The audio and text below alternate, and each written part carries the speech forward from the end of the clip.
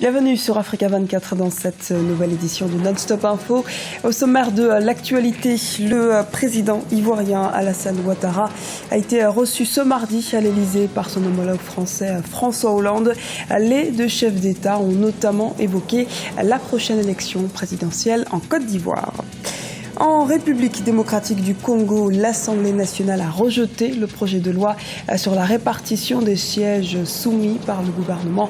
Décryptage dans ce journal. Ouverture à Paris, capitale française, ce mercredi 17 juin, de Planète PME. 12 ans après sa création, ce rendez-vous exclusivement consacré à l'essor des petites et moyennes entreprises regroupe chaque année des entrepreneurs de la planète entière. Mais avant de développer ces titres, N'Djamena renforce la sécurité du pays. Au lendemain du double attentat suicide qui a fait au moins 27 victimes et une centaine de blessés dans la capitale tchadienne, les mesures de sécurité ont été considérablement renforcées. La ville est totalement quadrillée par les forces de l'ordre.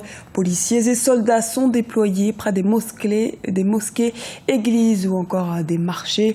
Véhicules et occupants sont systématiquement fouillés. L'enquête est en cours. Le parquet de N'Djamena a ouvert une information judiciaire.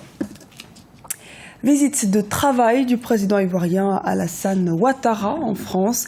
Ce mardi 16 juin, il s'est entretenu avec son homologue français François Hollande. Parmi les thèmes abordés, le calendrier électoral en Côte d'Ivoire, la situation sécuritaire en Afrique, mais aussi le cas du président Omar El-Béchir. Les précisions d'Ibra Khadindia et Anne-Marie Dias-Borges. Le chef de l'État ivoirien, Alassane Ouattara, a été reçu ce mardi 16 juin à l'Elysée à Paris par son homologue français, François Hollande. Au menu des discussions, plusieurs sujets d'actualité, notamment l'élection présidentielle qui aura lieu en octobre 2015 en Côte d'Ivoire. Le président ivoirien promet l'organisation d'un scrutin transparent et apaisé. Les élections seront totalement apaisées, totalement démocratiques et totalement ouvertes. Voilà, la Côte d'Ivoire veut être un exemple après cette crise post-électorale. De bonnes élections permettront de tourner la page et nous nous attelons à cela avec une commission électorale indépendante et donc des circonstances équitables pour tous les candidats. Personne ne devrait être exclu de candidature en Côte d'Ivoire. L'affaire Simone Gbagbo, les investissements français en Côte d'Ivoire ou encore l'opération Barkhane ont été au centre des discussions entre les deux chefs d'État. Ils ont par ailleurs évoqué le refus de l'Afrique du Sud de respecter le mandat d'arrêt de la Cour pénale internationale contre le président soudanais Omar El-Béchir. Vous savez, j'étais à Johannesburg pour le sommet de l'Union africaine. Donc cela nous a permis également d'échanger sur les grands sujets, les grands thèmes qui font la préoccupation des chefs d'État africains à l'heure actuelle. Les décisions ont été prises par les autorités sud-africaines. Vous savez que le sommet se tenant à Johannesburg, nous sommes en fait sur le territoire de l'Union africaine.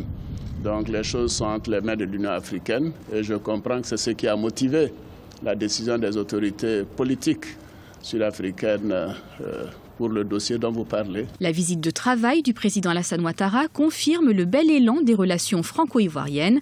Mardi 12 juin, la garde des Sceaux, ministre de la Justice française, Christiane Taubira, avait séjourné à Abidjan pour assister à une rencontre de haut niveau de juristes africains et avait par la même occasion rencontré le chef de l'État ivoirien à la fin de sa visite. En République démocratique du Congo, le projet de loi sur la répartition des sièges aux élections locales a été rejeté par les parlementaires. Selon les députés, le texte contient plusieurs erreurs, une situation qui pourrait avoir des conséquences sur le calendrier électoral, comme nous l'explique Christelle Ndayabaya. L'Assemblée nationale a rejeté le projet de loi portant répartition des sièges par circonscription électorale pour les élections municipales et locales prévues en octobre 2015. Ce texte, initié par le gouvernement congolais, comporte, selon les députés, des erreurs qui doivent être corrigées.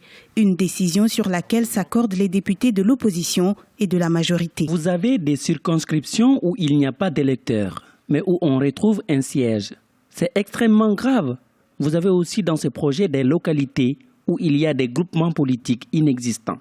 C'est pourquoi le président de l'Assemblée a tiré les conséquences et on a recalé cette loi. Sans le vote de la loi sur la répartition des sièges, la Commission électorale nationale indépendante ne pourra pas procéder à l'appel à candidature aux élections provinciales, municipales et locales. Une situation qui pourrait avoir des conséquences sur le calendrier électoral. Le non-vote de cette loi a des incidences sur le processus électoral parce qu'il était prévu les élections locales, municipales et urbaines en octobre 2015. Or, si cette loi n'est pas votée, la CENI ne peut même pas préparer ces élections. Jusqu'à ce que cette loi soit votée, c'est seulement à ce moment-là que la CENI, la commission électorale, va commencer à préparer ces élections-là. Ça veut dire que si cette loi doit être votée en septembre, naturellement, il sera impossible pour la commission électorale d'être prête. Certainement, les élections locales, municipales et urbaines seront repoussées, préparer matériellement les scrutins. Un nouveau projet de loi sur la répartition des sièges est toujours attendu à l'Assemblée nationale en République démocratique du Congo. Face aux contraintes du calendrier électoral, les autorités espèrent avoir les moyens nécessaires pour l'organisation de ces élections qui, selon la loi des finances 2014, nécessite un budget de 166 millions de dollars. 300 nouveaux fonctionnaires ont prêté serment ce lundi en Guinée équatoriale. Ils ont pour mission de lutter contre la corruption dans l'administration judiciaire. Les autorités souhaitent que ces nouveaux membres s'attaquent particulièrement au fléau de la corruption. Un reportage de notre correspondant en Guinée équatoriale, Léopoldo Enememba. Une nouvelle équipe de juges, de magistrats et de procureurs a prêté serment ce lundi à Malabo. Un mois après les dénonciations de malversations et de corruption au sein de cette corporation, le président Théodore Obiangema Bazoro, premier magistrat du pays, souhaite donner un nouveau départ au troisième pouvoir dans son pays. Un secteur dont il rêve débarrasser de tout acte de corruption. Il était un total de 300 acteurs de la justice à avoir prêté serment ce lundi. Notre engagement à décourager la corruption dans le secteur de la justice n'affecte pas l'indépendance des juges, magistrats ou des procureurs. Il faut que le travail soit effectué avec le respect de l'éthique et de la déontologie dans la profession. Les vices, la corruption et les mauvaises habitudes du personnel judiciaire empêchent notre développement. El malestar y el desequilibrio del Estado ecuatoriano.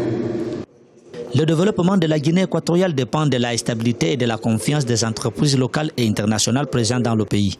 Un secteur de la justice crédible et non corrompu est un gage de cette confiance.